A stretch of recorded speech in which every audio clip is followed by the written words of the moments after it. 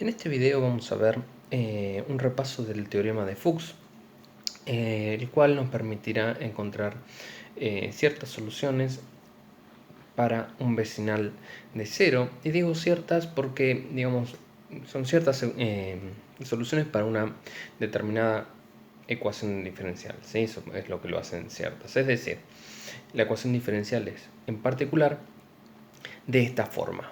¿Sí? Una ecuación diferencial de segundo orden, en lineal, pero con variables, con parámetros variables.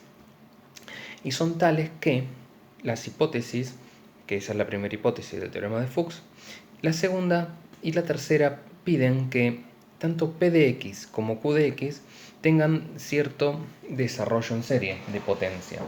Por ejemplo, para P de X se pide que a lo sumo tenga un polo de primer orden, ¿sí? Puede tener un polo o no tener ninguno, pero no puede tener dos polos o más. Respecto de Q de X, se pide que tenga hasta uno de segundo orden, pero no más de ello. Y teniendo en cuenta los coeficientes A mayúscula y B mayúscula de su desarrollo, se puede obtener justamente para la cuarta hipótesis la ecuación característica, cuyas raíces podemos identificar mediante la relación que la parte real de R1 es mayor que la parte real de R2, es mayor o igual, porque también tenemos un caso donde posiblemente las raíces sean iguales, pero el teorema de Fuchs solo se limita a los dos siguientes casos, los cuales es uno obviamente excluyente del otro. El primero es que delta R, definida como la diferencia entre las raíces, no pertenezca a los naturales positivos, ¿sí? Y que R1 sea distinto de R2. A eso vamos a denominarlo un caso 1. Si este caso no se da para el teorema de Fuchs, o sea, para que el teorema de Fuchs sea válido, se tiene que dar este otro, ¿sí? Donde delta R pertenece a los naturales positivos y la condición complementaria evaluada en n igual delta R y R igual R2, ¿sí? La segunda raíz, tiene que dar 0. ¿Sí? En ese caso vamos a denominarlo caso 3. 3A, porque hay dos casos 3A. Entonces, si se cumplen todas estas hipótesis, ¿sí? Donde solo contemplamos dos casos, los cuales si ocurre uno no ocurre el otro, y viceversa, vamos a poder obtener la solución de esta ecuación diferencial en un vecinal del origen, justamente por eso tenemos este tipo de desarrollo en serie, de manera tal de que va a ser una combinación lineal de dos soluciones, I1 e I2, definidas de esta manera, ¿sí? Donde x está elevado a la raíz 1, con una serie de potencia con los C sub n a buscar para poder definir I1, y algo similar para I2, donde los d sub n justamente son los parámetros a encontrar para poder definir I2, también a través del uso de R2, la segunda raíz.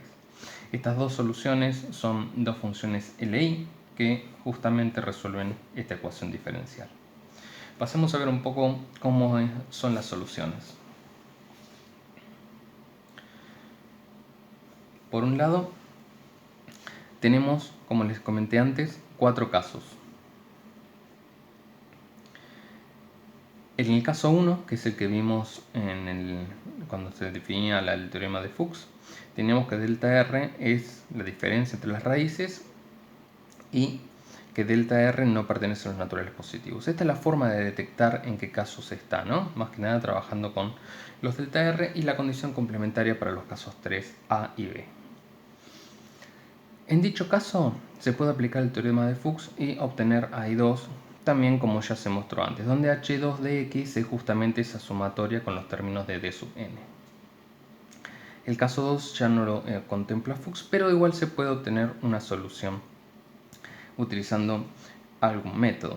En el caso este, algo que no está contemplado, pero para todos los casos que se ven en esta tabla, ¿sí?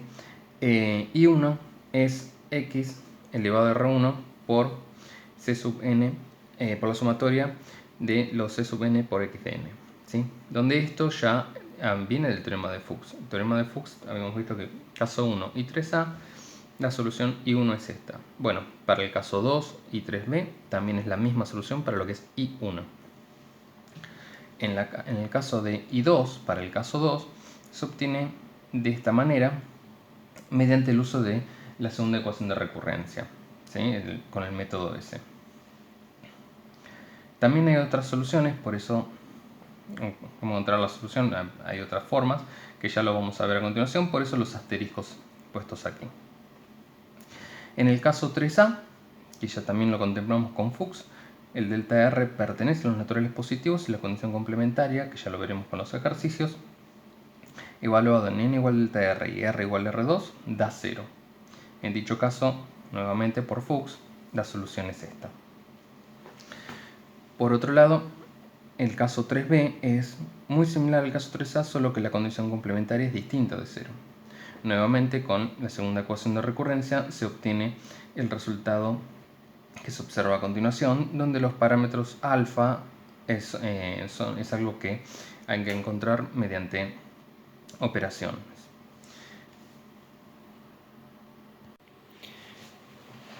Continuando con las soluciones para I2, vemos que se puede encontrar I2 también para el caso 2 y 3 mediante la fórmula de D'Alembert.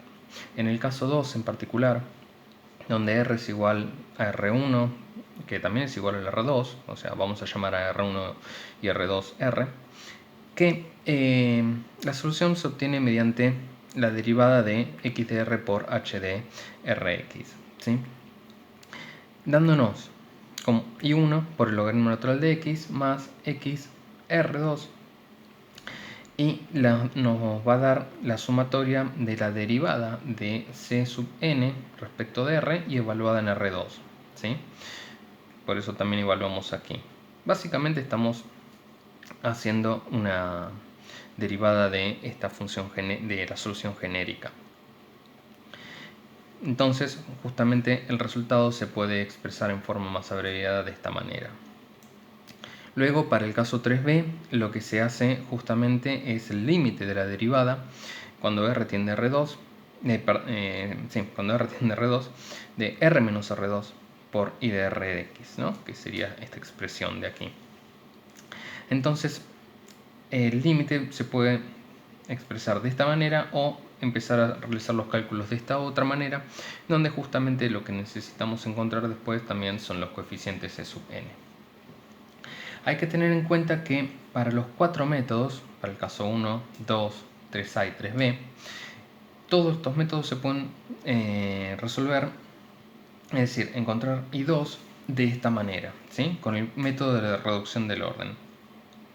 Este método, ya visto también en la teórica, no siempre es fácil de aplicar, porque muchas veces justamente I1 queda como una serie de potencia que al elevarla al cuadrado dará infinitos números, si justamente la serie es infinita, pero quedará una integral muy complicada a fin en cuenta, la cual no es factible muchas veces de resolver, o tal vez tiene un número finito de términos y es muy difícil de resolver también. Es por ello que es más fácil utilizar métodos como el de D'Alembert o de la segunda ecuación de recurrencia para encontrar estas soluciones en los casos que sea posible.